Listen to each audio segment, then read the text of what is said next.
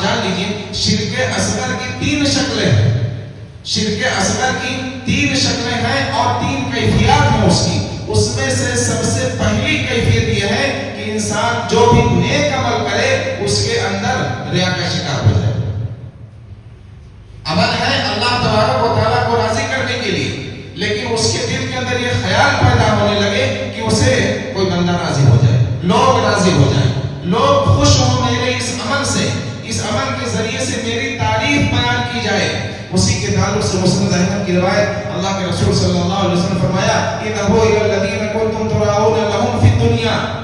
کہ ایسے تمام لوگ جن لوگوں نے دنیا کے اندر نیک عمل تو کیا لیکن ان کی نیت لوگوں کو راضی کرنے کی تھی.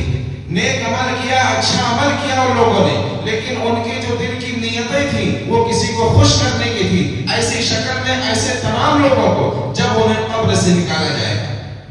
اللہ تبارک و تعالیٰ کے حکم سے، جب وہ قبر سے باہر نکلیں گے تو باہر نکلنے کے بعد ان کے سامنے ایک آواز لگائی جائے گی، کہا جائے گا اِذْهَبُوا إِلَى الَّذِينَ كُنْتُمْ تُرَاؤُونَ لَهُمْ فِي الدُّنْيَا،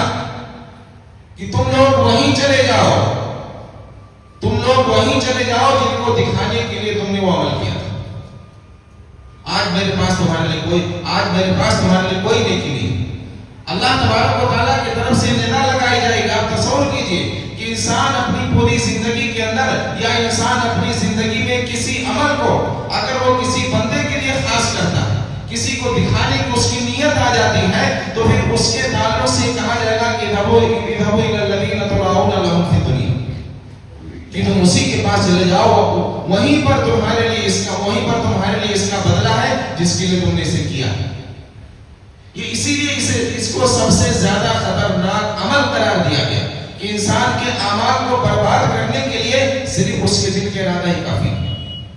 انسان کی نیت ہی اس کے عمل کو برباد کرنے کے لیے کافی ہے. امام شافعی رحمۃ اللہ علیہ کہا کرتے تھے کہ لوگوں کے دلوں کے اندر اگر ایسا کوئی مقصد حاصل ہو جاتا ہے تو یہ کبھی پورا نہیں ہونے والا. اگر وہ کسی کو راضی کرنے کے لیے کوئی عمل کرنا چاہتا ہے تو امام شافعی رحمۃ اللہ علیہ کہتے ہیں کہ اگر کسی کے اندر یہ عمل آ جاتا ہے، اگر یہ نیت آ جاتی ہے تو پوری زندگی میں وہ اس شخص کو راضی نہیں کر سکتا. اور اس کی جو دوسری شکل بیان کی گئی کہ انسان کے لیے ضروری نہیں کہ عمل ہی کے ذریعے سے ریاکاری کا شکار ہو، بلکہ اس کے جسم کے ذریعے سے، اس کی زبان کے ذریعے سے، اس کے لباس کے ذریعے سے ریاکاری کا شکار ہو جاتا ہے. چلنے کے انداز میں اس طریقے سے چلے، اپنے آپ کو کمزور اور نحیف ظاہر کرے